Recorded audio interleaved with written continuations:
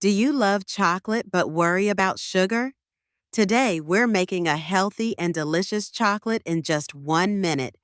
All you need is raw cocoa powder, coconut oil, and a natural sweetener.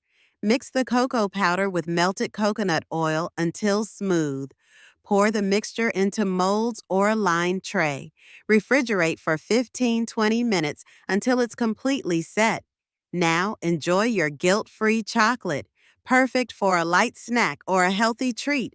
Try it out and let me know what you think.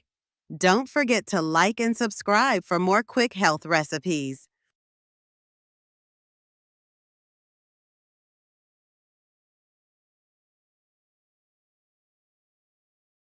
All right, that's it for this video. If you enjoyed it, please like, share, and leave a comment. And don't forget to subscribe for more. Thanks for watching. I'll see you next time.